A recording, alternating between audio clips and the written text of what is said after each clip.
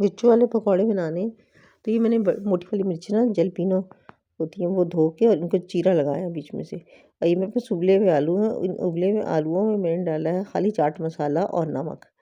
تو آج مرچوں کے جو پکوڑے ہیں وہ یہ بھر کے بنیں گے، تو یہ نمک اور چاٹ مسالہ ڈالا ہے، اس میں اور کوئی چیز نہیں ملائی۔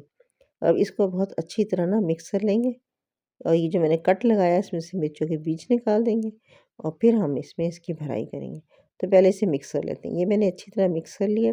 اچھا، اس میں کوئی گٹھلی وغیرہ یہ نہیں، کوئی بڑا ٹکڑا نہیں ہے آلو کا۔ اب یہ بیچ میں سے میں نکالوں گی ہری مرچوں کے بیج، تاکہ اس کی جگہ بن جائے، اور مرچیں بھی کم ہو جاتی ہیں اس سے۔ اس کو میں نے اچھی طرح اس کی بھرائی کر دینی ہے، بھرائی کر کے اور ایک طرف رکھ دینا۔ اس طرح میں نے ساری ہی مرچیں جو ہے نا وہ بھر دینی ہے۔ اب یہ مرچوں کے آلو والے پکوڑے ہیں، اور ایک میں نے اور بھی پکوڑے بنانے ہیں جو مرچوں میں ہی بھر کے، جو میں نے پنیر کے بنانے ہیں۔ تو پہلے میں یہ آلو والے ذرا بنا کے ایک طرف کر دوں، تو پھر پنیر کی تیاری کرتے ہیں۔ اس طرح میں نے ساری مرچیں بھر دیں، اور اس کے اندر اس میں چونکہ کوئی اور مسالہ نہیں ہے تو اچھی طرح ٹکی رہیں گی۔ اب اس میں اسے تلنا ہے بیسن لگا کے، تو بیسن میں بھی صرف نمک اور مرچ ڈالیں گے حسب ذائقہ، اور اس کو پانی میں گھول لیں گے، اور اس کی نا کنسسٹنسی اتنی رکھیں گے دیکھیں کہ اس پہ لگ جائے، پتلا نہ ہو کہ خالی مرچ ہی رہ جائے، اور یہ پھر باہر نہ نکلے آلو اس میں سے، اتنا ہونا چاہیے۔ اب یہ میں نے آلو والے مرچیں تھی نا یہ تلنی شروع کر دی ہیں، اور یہ درمیانی آنچ پہ تلیں گے۔ اب یہ میرے پاس ہے پنیر، یہ جو گھر میں پنیر بناتے ہیں دودھ پھاڑ کے، یہ وہ والا ہے۔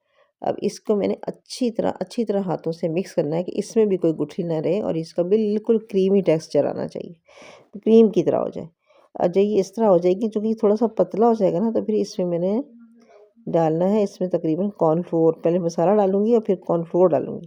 بس نمک تھوڑا سا ہی ہے تو اس لیے تھوڑا سا نمک ڈلے گا، اور مرچیں ڈلیں گی، پسی ہوئی مرچیں۔ اس میں اسی طرح کا مسالہ اچھا لگتا ہے، موٹا مسالہ نہیں۔ اور یہ میں نے ڈالا ہے پودینہ، اور یہ بھی سوکھا، ہرا نہیں ڈالا۔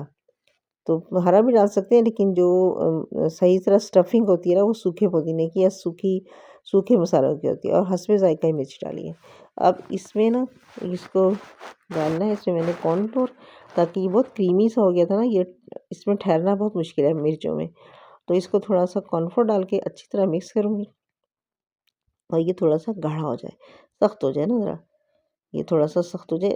اس میں کارن فلور 1.5 چمچ تقریباً میں نے ڈالا تھا، اور اس کی بھی مکسنگ کرنی ہے، اچھی طرح مکس رہی ہے۔ دیکھیں اب یہ پہلے بہتا ہوا تھا نا، اب ذرا سے یہ سخت ہو گیا۔